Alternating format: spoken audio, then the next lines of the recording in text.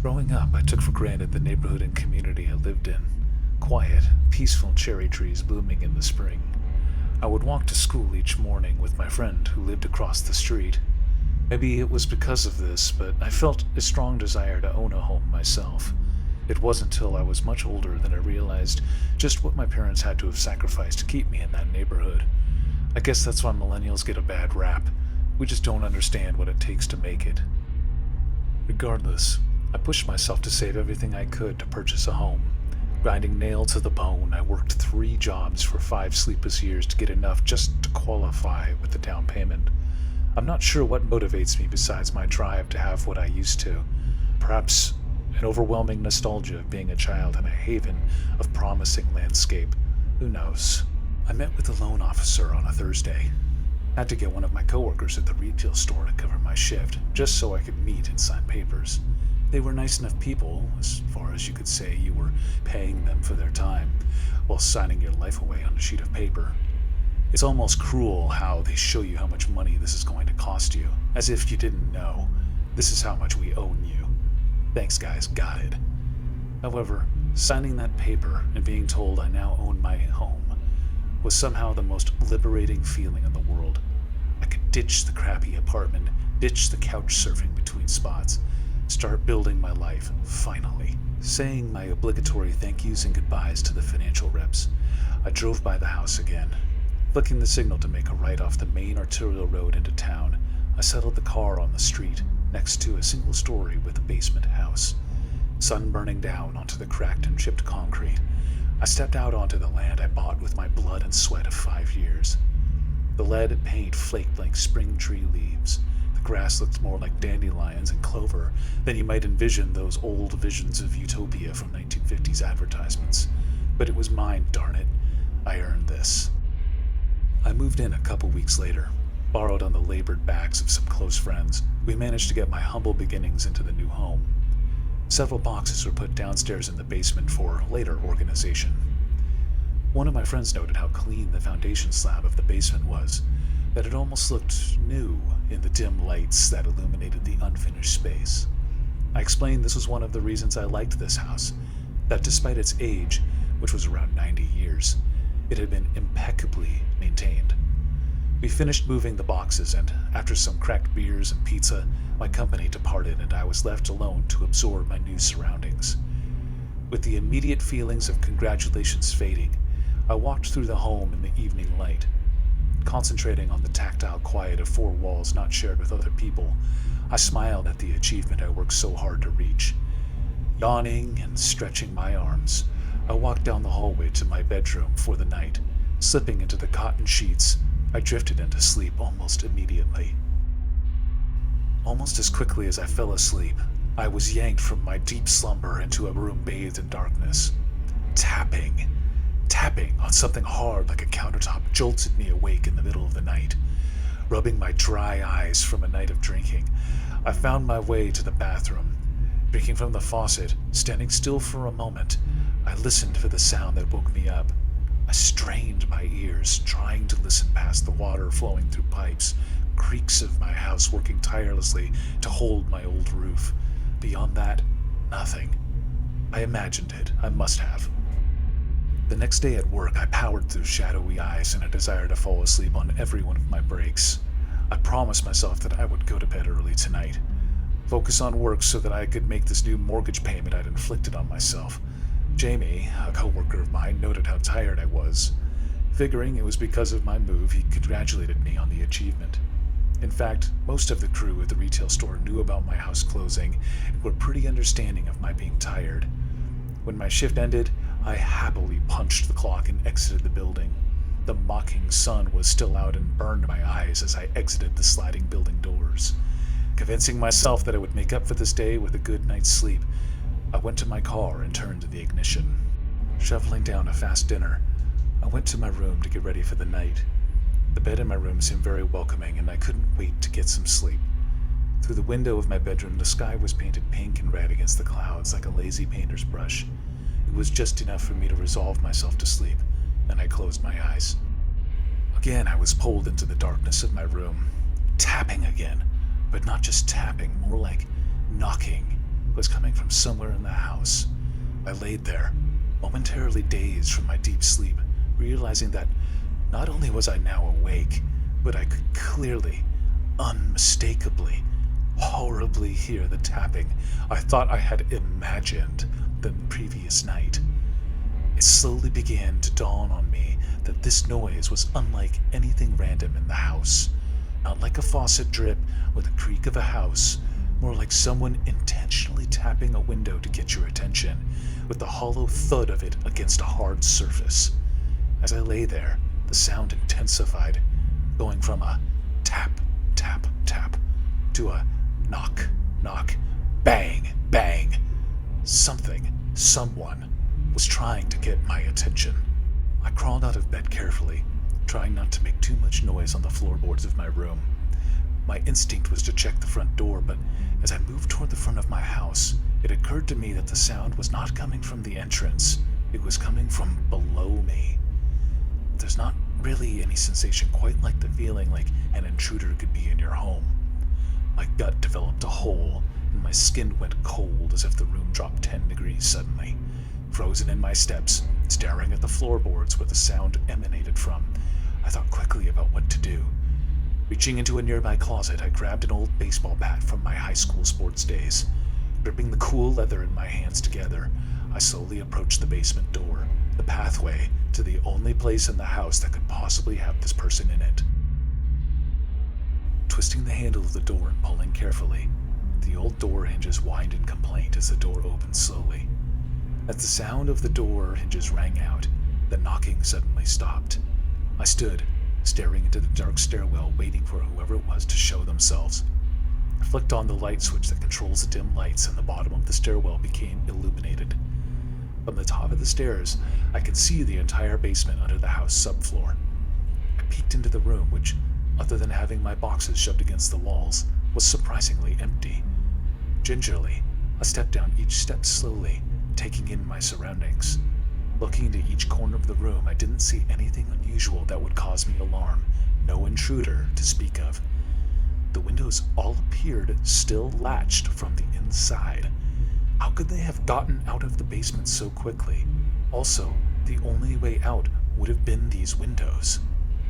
In that moment of contemplation, the knocking, no, the banging, came back louder than I had ever expected it to have been. I nearly jumped out of my skin as I realized it wasn't coming from inside the room, but from below my concrete foundation slab. But that's impossible. There's no way someone is down there. The sound, whatever it was, begged to differ with that opinion, and it got only louder. The bangs then turned suddenly to scratching noises. Something was trying to claw its way into the house through a solid cement slab. I'd had enough. I ran back up the stairs of the basement, shut the door, and locked it. I went back to my bedroom, found my nearest headphones, and resolved myself to sleeping through loud music for the rest of the night to drown out the pounding noise from the basement. The next morning came, and the sounds of the basement had vanished. I was tired again, but now much more terrified, realizing that what I had heard wasn't some product of my brain and REM sleep. That was real. I did not imagine those sounds. I dressed for work, and as I head out the door, glanced at the basement door, still locked. Unsure of what else to do, I left for my day and tried to forget what happened. Normally, I'm eager to see the hours tick away at work. Now, I dreaded what it meant to go home. Would I hear the same sounds? Would I ever sleep again? I took my time packing up to leave work. Even went to a sit-down restaurant for dinner, something I hadn't done since I began my goal of owning my own home.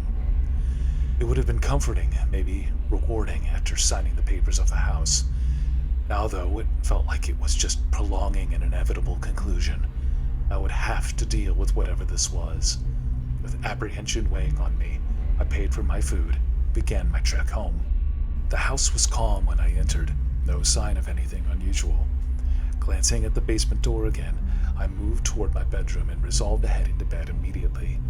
This time, I would go straight to my headphones if I heard anything. Maybe talk to my friends in the morning about what to do. I pulled the bed covers over my head as if, like a child, this would somehow protect me from whatever was haunting my sleepless nights. What I wasn't prepared for was the screaming that pierced every wall of the home. Slamming my hands against my ears, I strained to block out the noise. It was almost like an animal, a male and female tone blended to one to make an unnatural howl. The sound was accompanied by ferocious scraping against concrete in the basement below me. I grabbed my backpack and ran for the front door. I was out of there, practically breaking down the door into the cold bite of the evening air. The only thing I could think of doing was going to a hotel. After a night of working out what I was going to do without much success, I showered and made my way to work. I could barely pay attention to the customers and their questions. What I was experiencing turning over in my head like an engine that never starts. I'd never experienced a problem like this where I had no idea where to go, no idea what to do. My boss, probably noticing I was not myself, sent me to go on a break. Said if I'm not feeling well to go ahead and take the rest of the day off. I made my way to the break room, thinking that any other time a free day off would be something I enjoyed. Now, the prospect of spending more time in this terrible situation was the last thing I wanted. I sat down at the shared table in the break room. Jamie was eating his lunch quietly, reading from a year-old magazine the various employees throw on the table for public use. He looked up as I entered and watched me sit down.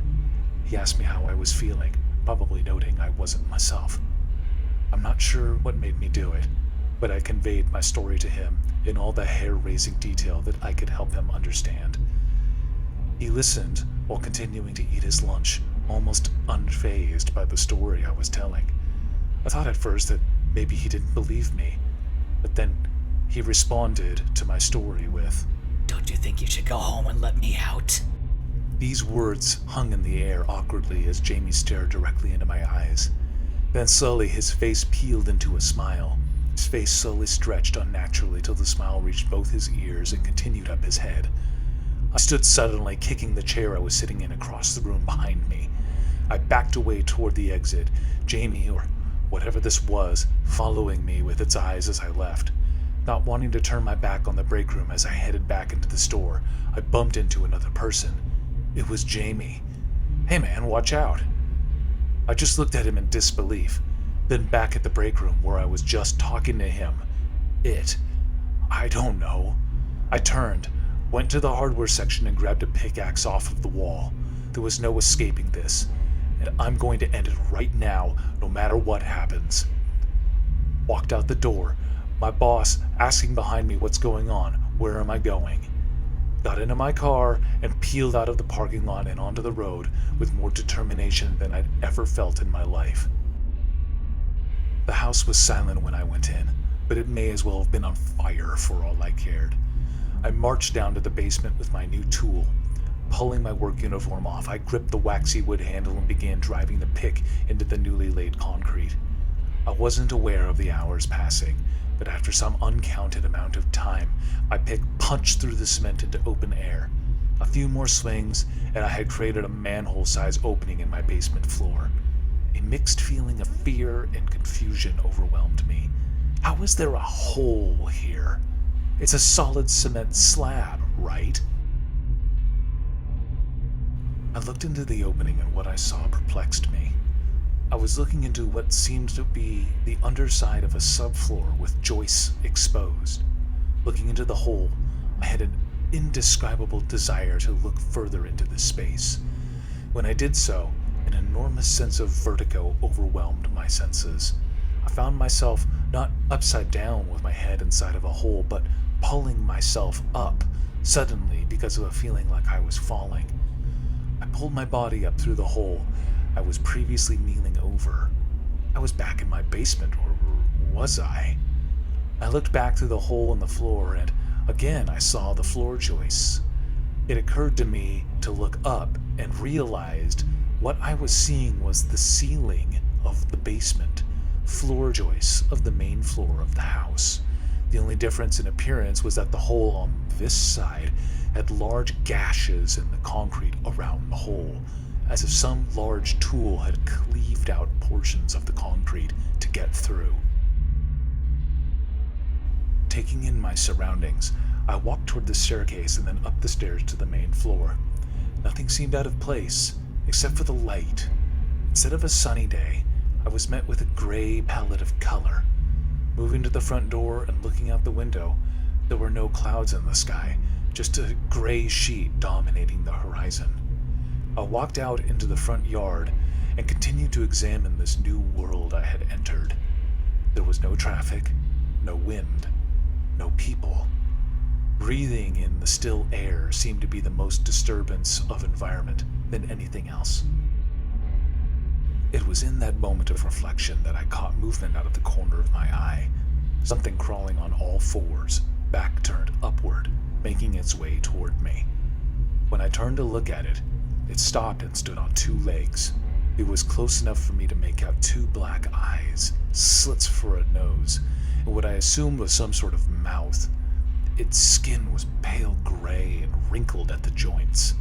It slowly opened its mouth into an impossibly large opening and began wailing that inhuman howl at me. I turned on my heel and ran back into the house, through the hole in vertigo I had experienced before. I jumped the steps of the basement staircase 3 at a time and slammed the door shut, pinging the lock into place. I felt something slam into the other side of the door, throwing me back off of it. The howl began again on the other side of the door, and the scratching began again. I grabbed some spare floorboards from the garage that the previous owner had left and began hammering them in place against the basement door to reinforce it. I ran from the house and to my car, resigning myself never to return. Hitting the gas, I put as many miles between myself and that terror as I could. The next day I spoke to an agent and put the house on the market. I accepted the first offer I could, a below-market cash offer from some out-of-state company. I didn't care if I lost money. I wanted as far away as I could be. I don't know what I released into this world, but I hope whatever it is crawls back into that hole below.